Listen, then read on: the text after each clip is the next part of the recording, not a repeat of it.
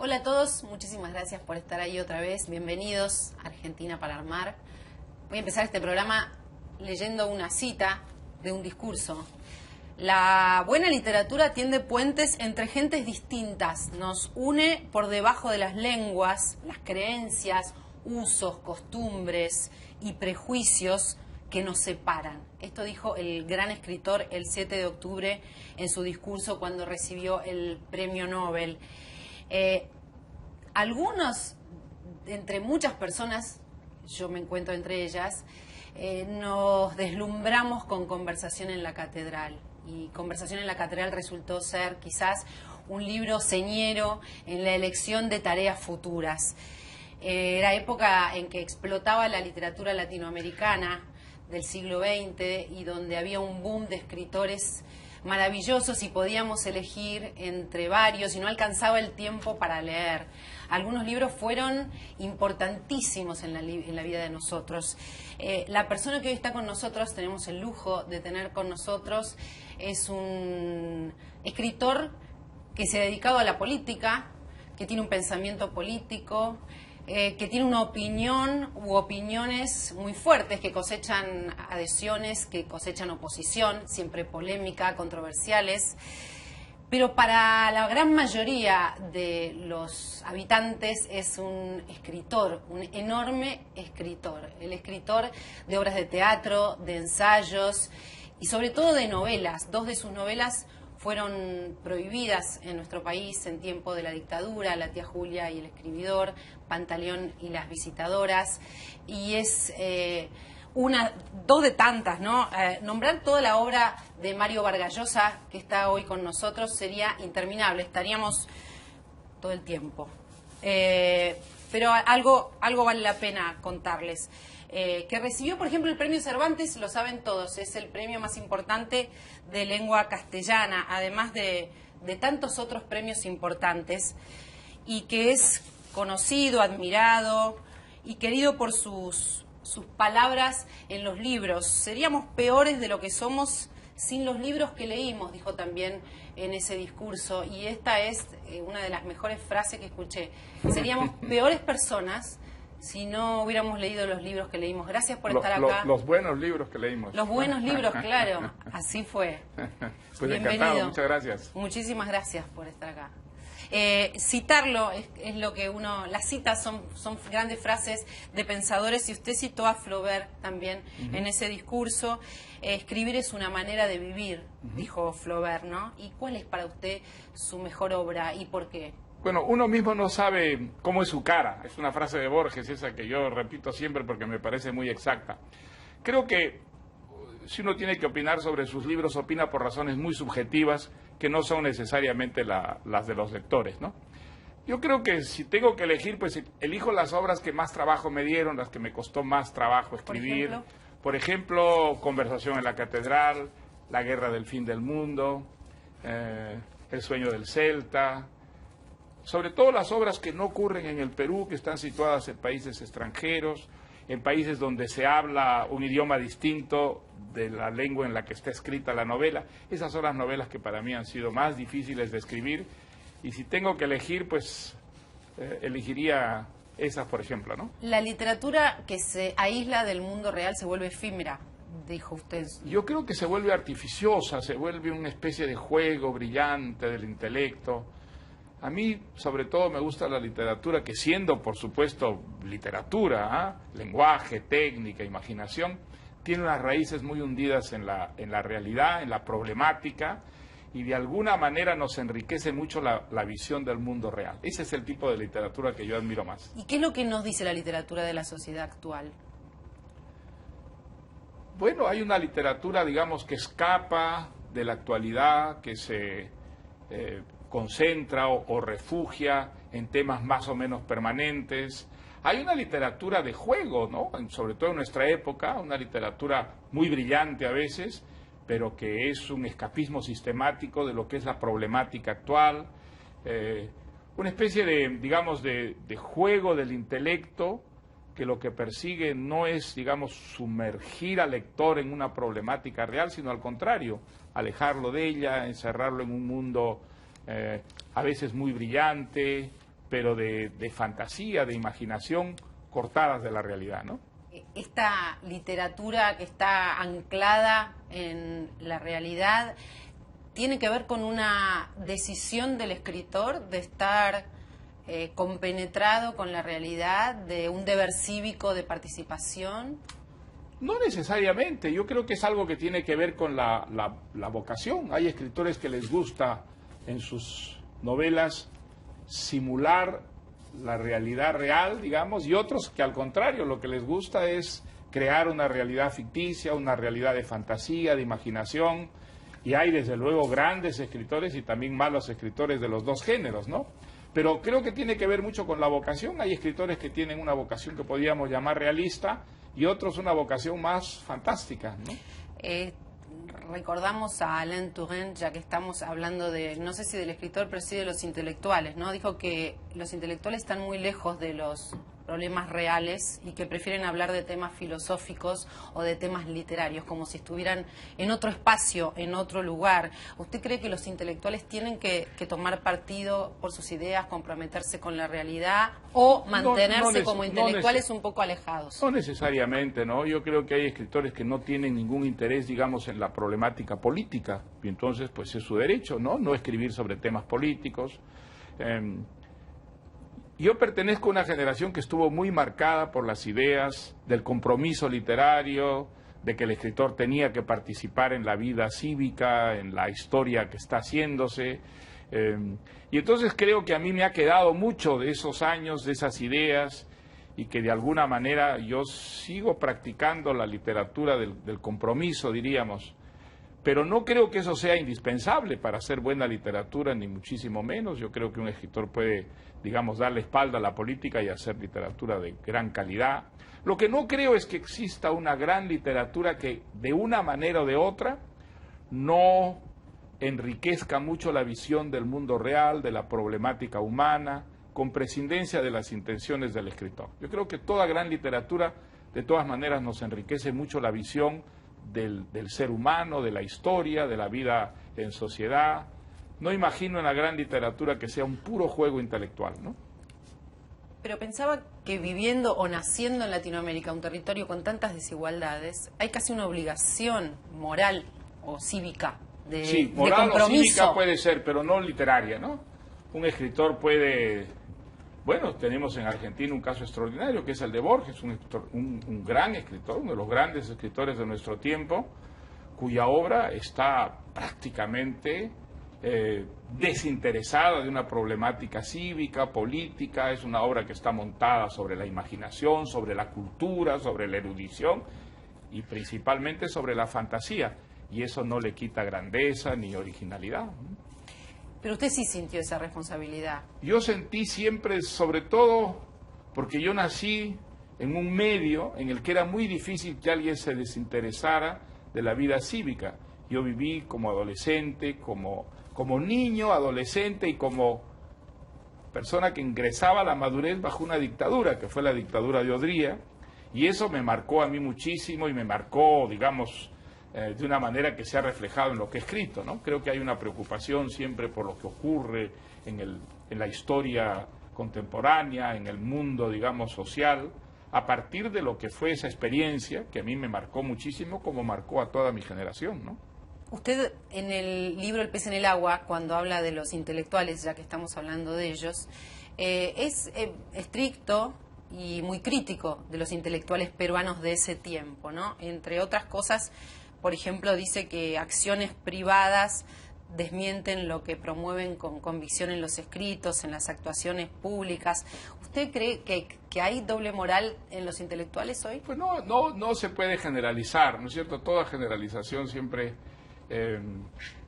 produce una falsedad, una mentira. Pero sí creo que en el caso peruano hubo periodos en que los intelectuales, no todos, pero sí algunos, y en algunos casos hasta mucho, traicionaron sus propias, digamos, convicciones por razones más bien prácticas. En la época de la dictadura del general Velasco, por ejemplo, Muchos intelectuales entraron a colaborar con la dictadura después de haber proclamado en artículos, en pronunciamientos, en manifiestos, su rechazo a toda forma de dictadura. Pero esta dictadura los reclutó y muchos aceptaron ser reclutados, y supongo que se refiere usted a esas críticas que aparecen en El pez en el agua. Para mí fue una gran decepción lo que ocurrió en esos años. Yo pienso que ante una dictadura que clausuró todos los órganos de prensa, que prácticamente persiguió, hostilizó sistemáticamente a toda forma de oposición, pues debía haber sido muy criticada por escritores que habían defendido siempre con las cosas que escribían la libertad, el derecho de crítica, la libre expresión, y no lo hicieron. Y entonces me refiero concretamente a ellos en esa parte del pez en el agua, ¿no? Me preguntaba si se refería solamente a ellos o si puede suceder con otros intelectuales, ¿no? Pues sucede que mucho necesitan con otros sobrevivir intelectuales, también. sí. Sucede mucho con otros intelectuales, desde luego. Nosotros hemos visto en el siglo XX, sobre todo, cómo ha habido intelectuales que se identificaron con el nazismo, y no intelectuales de segundo nivel, ¿no? El más grande filósofo de su tiempo, Heidegger, murió con el carné de militante del partido nazi. Nunca rompió ese carné y fue el filósofo más grande de su tiempo, ¿no es verdad? ¿Cuántos intelectuales se identificaron con el estalinismo, con los campos de concentración, con el Gulag, y murieron con sus carnés de disciplinados militantes comunistas?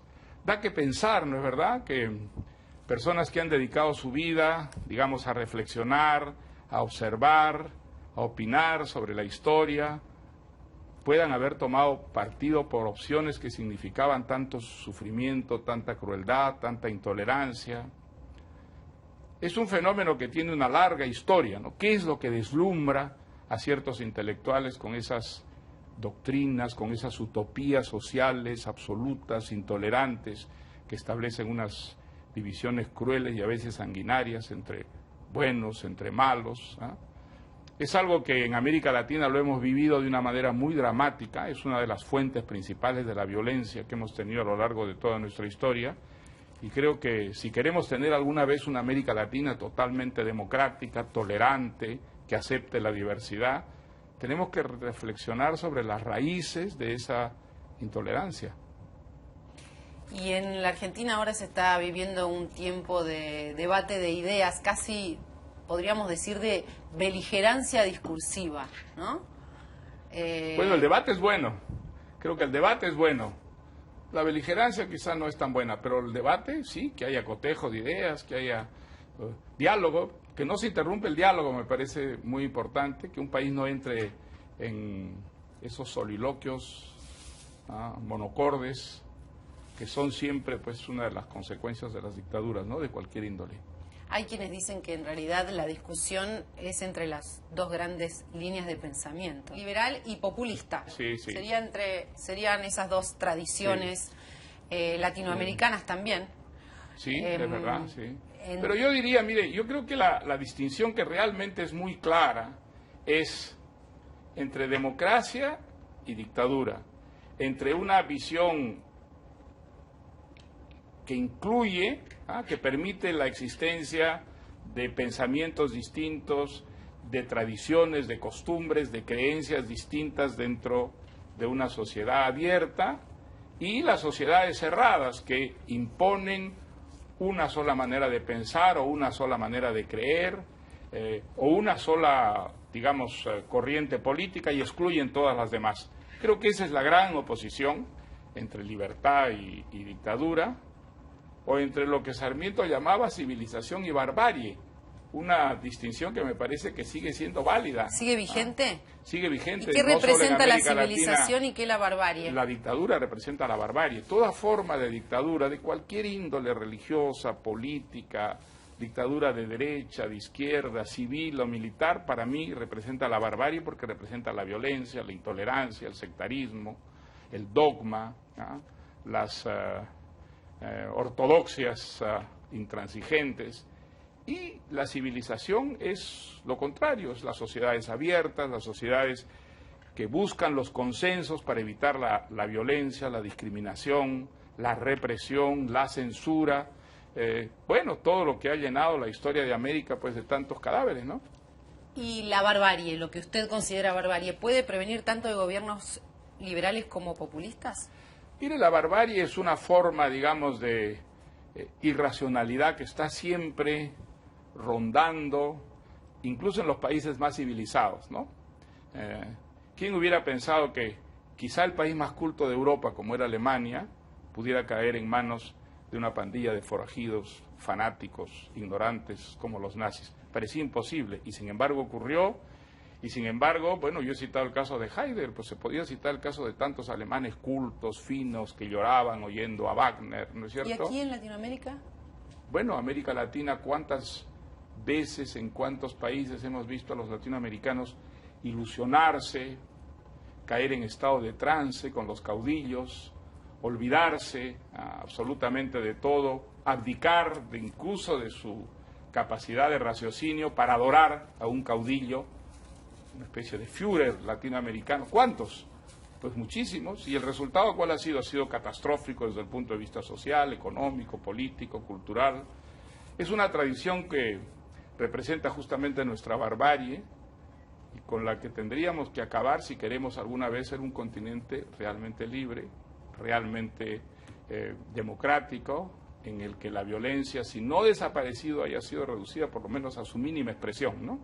Usted dijo que siente que Latinoamérica ha ido progresando. Sí, ¿no? creo que ha ido progresando, desde luego. Y ha puesto algunos ejemplos de países como Brasil, Chile, Uruguay, Perú incluso, Sí. ¿no?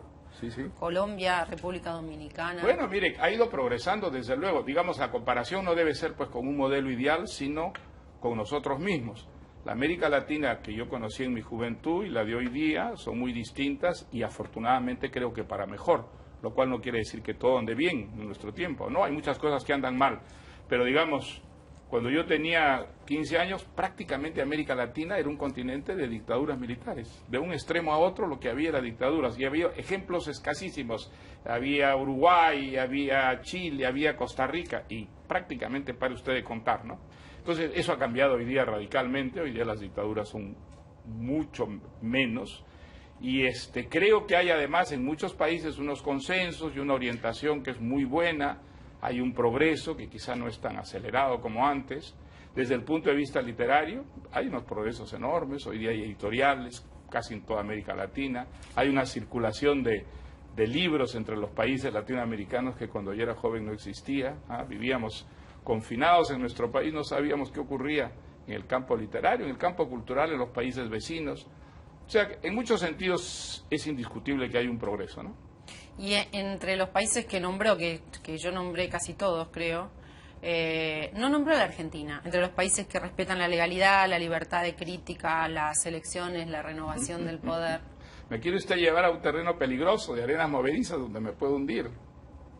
Quiero saber su opinión, simplemente. ¿Por qué no la menciona entre estos países como Brasil, Chile, Uruguay? Bueno, déjeme decírselo con la mayor educación posible, porque creo que la Argentina actual no está a la altura de lo que debía estar. Yo siempre recuerdo que Argentina fue un país del primer mundo, cuando el primer mundo estaba lleno de países subdesarrollados. Argentina tiene un pasado que es realmente extraordinario, que fue ejemplar. Fue un país que alcanzó unos niveles de vida que eran de los más altos del mundo. Fue sobre todo un país que casi acabó con el analfabetismo. Eso es algo que ya nadie recuerda. A principios del siglo XX, prácticamente el sistema de educación que tenía Argentina era tan adelantado, tan eficiente, que prácticamente acabó con el analfabetismo. Se redujo a su mínima expresión. Entonces, un país con ese pasado debía tener hoy día el nivel de Suiza, de Suecia, y no lo tiene. Entonces, eso desde luego hay que lamentarlo, porque Argentina tiene unas posibilidades que le permitirían fácilmente ser un país del primer mundo, sin ninguna duda. ¿Por qué no lo somos, según bueno. su punto de vista? Porque yo creo que las políticas no han sido las adecuadas para seguir impulsando ese extraordinario desarrollo que Argentina alcanzó, ¿no? Mire, cuando yo era joven, sí, yo fui formado culturalmente por Argentina, sin haber pisado la Argentina. Yo de niño viví en Cochabamba, en Bolivia, Y las revistas que leía eran revistas infantiles que se publicaban en la Argentina, como Villiquen, que yo esperaba cada semana que llegara como maná caído del cielo. Mi madre y mi abuela esperaban la llegada semanal de Para Ti, que era la revista que leían. Mi abuelo leía una revista argentina que se llamaba Leoplán. Bueno, eso en Cochabamba. Cuando yo era estudiante universitario, lo que leía en la Facultad de Letras de Lima de San Marcos eran libros editados por la Editorial Sudamericana, por la Editorial Losada, por la Editorial Sur, por la Editorial MC. Esas eran las editoriales que a nosotros nos mantenían en contacto con la modernidad. Entonces, Argentina era una fuente extraordinaria de enriquecimiento cultural para toda América Latina. ¿Y hoy no lo es? No, porque hoy día esas editoriales son o españolas, y los libros que leen los latinoamericanos son sobre todo editados por editoriales españolas. Algo pasó en el camino por el que Argentina perdió ese dinamismo extraordinario que tenía desde el punto de vista económico, desde el punto de vista político, desde el punto de vista social. Decir eso no es hablar mal de Argentina, es hablar muy bien de una Argentina que a muchos latinoamericanos nos duele que no sea el país que fue y que debería ser en la actualidad, porque hoy día incluso es más fácil con las buenas políticas alcanzar, si se tienen los recursos de Argentina, desde luego, ¿no?, esos altísimos niveles de vida.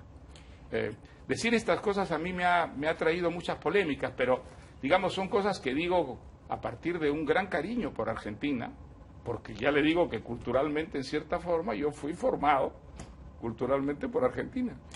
A ver, ¿cuáles son las variedad de polémicas que pueden abrirse, ¿no? Una es criticar a un país que no es el de uno. Esa es una polémica, ¿no? Bueno, esa para mí, esa crítica no vale. Yo critico los países que a mí me parece, yo soy un hombre libre, y yo no acepto ese tipo de nacionalismos de orejeras tan estrechas, ¿no? Entonces, así como me parece muy bien que todo el mundo hable del Perú lo que quiera, o de España, que es mi otro país, y yo hablo de todos los países que quiero, que me interesan, y ese tipo de vetos nacionalistas que son de una absurdidad total, porque si uno pudiera solo hablar de sus países y no podía hablar de los ajenos, qué aburrido sería el mundo, ¿no es verdad? Otra de las polémicas que puede abrirse es criticar una política o criticar un gobierno, es criticar un país. No, eso es una gran tontería. Criticar una política no es criticar un país. Al contrario, es muchas veces identificarse con un país y lamentar unas políticas que hacen daño a ese país, ¿no? Otra de las polémicas posibles, para adelantarnos, es no está mostrando o no está viendo o no está contando qué es lo bueno que tiene la Argentina por estos años. Eso no es verdad tampoco. No es verdad. Siempre he dicho que hay cosas en Argentina que yo admiro, envidio. Siempre he dicho que me gustaría, es una de mis frustraciones hasta ahora no haber podido vivir un tiempo en la Argentina. Yo quisiera en Buenos Aires, Buenos Aires tiene todas las cosas que a mí me gustan. Librerías, maravillosas librerías, un país, bibliotecas, buenas bibliotecas, tiene teatro, es una de las ciudades que tiene más teatro en el mundo. Siempre recuerdo yo el año 66 que vine por primera vez en Argentina, yo vivía en París en esa época, mi estupefacción al ver que Buenos Aires tenía más teatros que París, era algo que yo no sospechaba siquiera. Bueno, entonces, por todas esas cosas yo tengo un cariño muy especial y además admiro a muchos escritores argentinos, entre ellos Borges, que es para mí un autor de cabecera desde hace muchísimos años. O sea, yo nunca he hablado mal de la Argentina. He criticado políticas argentinas, he criticado gobernantes argentinos, como he criticado gobernantes venezolanos o cubanos o norteamericanos. ¿Ah? Eso es un derecho que yo tengo como hombre libre que soy. O sea, a mí nadie me va a cerrar la boca, voy a criticar lo que me parezca. Ahora, digamos, yo creo que criticar a un país como país es un disparate, no tiene ningún sentido. Un país es tal cantidad de cosas diversas, tal cantidad de ideas, de costumbres, de opiniones, que no se puede criticar un país. Se pueden criticar unas políticas, se pueden criticar unas personas, se pueden criticar unas ciertas ideas o costumbres, pero criticar un país solo puede hacerlo alguien que crea en esa cosa nacionalista tan disparatada y tan absurda de que un país es una unidad irrompible, coherente, absolutamente, digamos, consecuente, que comparte todo, que participa de todo, que constituye una unidad indisoluble. No, ese tipo de mística nacionalista yo no la comparto, no la tengo, y además me parece absolutamente una falsedad, ¿no? ¿Y qué tiene de bueno hoy la Argentina? Ese sol espléndido y ese día tan bonito que nos rodea. Tiene sus bellos parques que tiene Buenos Aires, tiene el ser una de las sociedades más integradas de América Latina. Muchas sociedades latinoamericanas están muy fragmentadas, y eso es uno de los grandes problemas que tienen para alcanzar el desarrollo. Argentina afortunadamente no, es una sociedad muy integrada desde el punto de vista de las costumbres, desde el punto de vista de la lengua. Es un país que está muy integrado a la modernidad, por otra parte, y tiene además una cultura, ¿no? Tiene escritores, pensadores de muy alto nivel. Mi preocupación es que con todos esos dones de que consta, Argentina no sea un país equivalente a Suiza o a Suecia. Debería serlo. Todo indica que debería serlo. Que no lo sea, pues es una pena para Argentina y para América Latina, ¿no? Para América Latina. Yo recuerdo mucho cuando yo era joven la cantidad de compañeros míos que soñaban con venir a estudiar sus carreras a Argentina. No soñaban en ir a Estados Unidos, en ir a Francia, soñaban en estudiar sus carreras en Argentina. Eso le da una idea de la imagen que tenía Argentina en el resto de América Latina hace, pues nada, 50 años, ¿no? ¿Te sorprende que vengan muchos peruanos a vivir a la Argentina? No, me sorprende nada en absoluto, vienen a buscar trabajo. Estos últimos años menos, porque el Perú ha estado creciendo económicamente, pero Argentina era uno de los polos porque aquí había el trabajo que sus países no podían darles para muchos latinoamericanos, ¿no? Hay peruanos estudiando medicina, por ejemplo, en nuestro país, ¿no? Eso no lo sé, supongo que sí hay, pero digamos... Teniendo, digo, otros países fronterizos, la Argentina no es país fronterizo de Perú, sin embargo, sí, hay una comunidad peruana muy importante que eligen, hay afinidades, hay confraternidad. ¿Qué hay entre peruanos y argentinos? Yo creo que hay una confraternidad histórica, ¿no? Bastante cercana.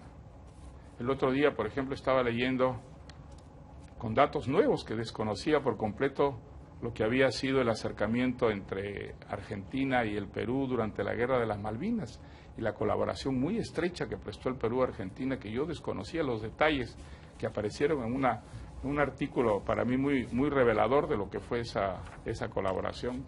Bueno, no se olvide que la independencia llegó al Perú con argentinos, ¿no? Fueron soldados argentinos con San Martín los que llevaron la independencia al Perú, y eso pues muchos peruanos no lo han olvidado. Los países de América Latina, justamente Perú y Argentina entre otros, pasaron muchos periodos de dictadura. Alain Rouquier dice que vivimos todavía a la sombra de las dictaduras. ¿Usted cree que todavía hay una sombra de dictadura? Bueno, hay dictaduras todavía en América Latina, ¿no es cierto? Pero quienes no viven más en dictadura. Creo que todavía ronda ahí a lo lejos esa forma de barbarie que es creer en los caudillos salvadores, en los mesías salvadores. Todavía eso no lo hemos erradicado. Quizá algunos países se han liberado más que otros, ¿no? De esa forma de religión que es el caudillismo. Pero creo que todo nuestro esfuerzo de civilización, de modernización, debe ir por ese camino, es decir, inculcar las ideas democráticas, las ideas de que son las instituciones de la democracia las que abren realmente el camino del progreso, de la prosperidad, y no los mesías. Eso deberíamos haberlo aprendido con la historia que tenemos de mesías que nos llevaron realmente a la ruina, a la violencia. O sea que la dictadura para usted está encarnada en determinados caudillos o mesías que pueden aparecer. Bueno, a veces son sistemas sin caudillos, ¿no? A veces son sistemas. Los golpes militares muchas veces no tienen un caudillo, son institucionales. Pero pensaba en la memoria, en esto que decía, ¿no? Que todavía esté la sombra de la dictadura. La tradición más fuerte, ¿Dónde está? ¿En qué se nota? ¿En qué se ve? La tradición más fuerte nuestra no es democrática, por desgracia. Es una tradición más bien autoritaria, y la tradición autoritaria es una tradición caudillista. Nosotros hemos tenido muchos caudillos, todavía tenemos aspirantes a caudillos, y creo que es una de las razones de nuestro atraso y también de nuestra violencia social y política, ¿no? ¿Quiénes en Latinoamérica son aspirantes a caudillos o caudillos? Yo creo que tiene usted por todas partes aspirantes a caudillos. ¿En todos los países? Bueno, en algunos menos que otros. Pero como para que a usted lo preocupen. ¿Qué cosa es Chávez? ¿No es un caudillo? Chávez es un caudillo ahora que está de capa caída porque el país se le está deshaciendo por culpa de sus políticas, pero es el representante típico de esa tradición caudillista que, bueno, ya sabemos a dónde nos ha conducido, y sin embargo no ha sido suficiente esa experiencia para que la idea misma del caudillo desaparezca de nuestra historia, ¿no? Yo creo que está siempre ahí rondando, que va a tardar mucho. Cuando la erradiquemos, habremos alcanzado finalmente la civilización. Sarmiento estará feliz si está en alguna parte y nos mira. Alberti, por ejemplo, yo soy otra persona que admiro muchísimo. Yo creo que él, que detestaba a los caudillos, que era un liberal auténtico, genuino, demócrata, es uno de los pensadores que más, digamos, luchó por la civilización, que es la democracia, la cultura de la libertad, ¿no? Decimos más de una vez en este programa y dedicamos programas enteros al tema de la inmigración y la migración y los movimientos de gente. Es un mundo prácticamente de fronteras blindadas, ¿no? Estas fronteras que impiden o que dificultan que la gente se mueva, como en Europa, ¿qué provocan de bueno y qué provocan de malo? Provocan solo cosas malas. Solo malo. Solo cosas malas. Eso es el nacionalismo, pues justamente. Las fronteras son el nacionalismo, elevar fronteras para impedir el libre movimiento de las personas es una barbaridad. ¿Cuáles fueron los países que alcanzaron a lo largo del siglo XIX el mayor desarrollo? Los que abrieron sus fronteras a la inmigración, ¿no es verdad? Estados Unidos, Argentina, esos países abrieron sus fronteras y el resultado fue un desarrollo prodigioso, ¿no es verdad? Entonces, ahí tienes un ejemplo de cómo las fronteras cerradas... ¿Y es una sombra de la dictadura a los políticos que quieren cerrar fronteras? Sí. Que no quieren que vengan latinoamericanos a trabajar. Digamos, ese nacionalismo, ¿no? Que es una de las grandes plagas de nuestra historia. El creer que un país tiene que defenderse frente a los otros países. Eso es una tontería en cualquier parte del mundo, pero lo es mucho más en América Latina, donde las fronteras son largamente artificiales, ¿no es cierto? Son unas construcciones artificiales que pusieron, digamos, barreras entre países en los que los denominadores comunes eran muchísimo más importantes que las diferencias. Y yo creo que a medida que progresemos y progresamos, se irán desvaneciendo las fronteras, como se han ido desvaneciendo en Europa, por ejemplo, que es una de las mejores cosas que ha pasado, yo creo, en el mundo, la creación de la Unión Europea, que ha ido disolviendo unas fronteras que a lo largo de la historia pues llenaron también de guerras espantosas a todo el occidente. Sin embargo, aquí en la Argentina cada tanto escuchamos la posibilidad o algún político con interés o aspiración de poner restricciones a los inmigrantes vecinos, ¿no? De que hay en un barrio más bolivianos que porteños, por ejemplo. Afirmaciones riesgosas. Mire, yo creo que esas afirmaciones parten de una idea completamente falsa de que hay que mantener a la gente separada de acuerdo a su nacimiento, o a su raza, o a su religión, o a sus convicciones políticas. No, mientras la gente se mezcle más, mejor para los países. La gente debe tener derecho de desplazarse libremente por el mundo. Si hay trabajo en Argentina y no hay trabajo en Bolivia, buena hora que vengan los bolivianos a trabajar en Argentina. Mire, los inmigrantes nunca van donde no son necesitados. Esa es una ley que no tiene excepciones. Si van a un país es porque hay trabajo, es decir, porque se los necesita. Y entonces ese país debería sentirse muy contento de recibir la gente que necesita para continuar su desarrollo. Desde luego debe exigir que se respeten las leyes del país por los inmigrantes. Eso, desde luego, eso es una cosa elemental. Pero cerrarles las puertas a las personas porque son extranjeros es una política que nunca ha dado resultados. Además, fíjense lo que gasta Estados Unidos tratando de frenar a los latinoamericanos. Y los latinoamericanos se cuelan, ¿no es cierto?, por esas fronteras que les cuesta carísimo. ¿Por qué? Porque hay trabajo y porque hay empresas que necesitan a esos inmigrantes y están dispuestos a contratarlos. Entonces, aparte de ser desde el punto de vista, digamos, moral equivocado, yo creo que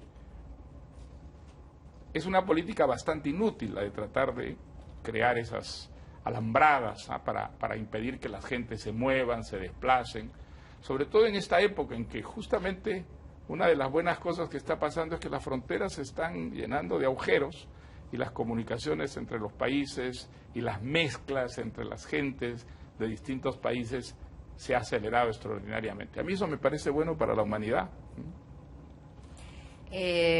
¿Existe la izquierda y la derecha todavía? ¿Como categorías? Mire, existe como etiquetas. ¿Ah? a la gente la tranquiliza que existan esas etiquetas. Ahora, en la realidad es cada vez más difícil establecer, digamos, las diferencias, los límites, ¿no es verdad? ¿Qué cosa es la izquierda? La izquierda es, como tradicionalmente era, una doctrina que sostenía que el Estado debía ser el gran interventor, el regulador de la economía. Si eso es así, entonces hay una izquierda latinoamericana que desapareció, a pesar de que sigue llamándose socialista en Chile, en Uruguay, en Costa Rica, en Salvador ahora. Allí hay una izquierda que defiende el mercado, que defiende la empresa privada. En Brasil, la izquierda defiende la empresa privada, atrae inversiones. Entonces, cree en la democracia, no cree en la revolución, ¿no es verdad?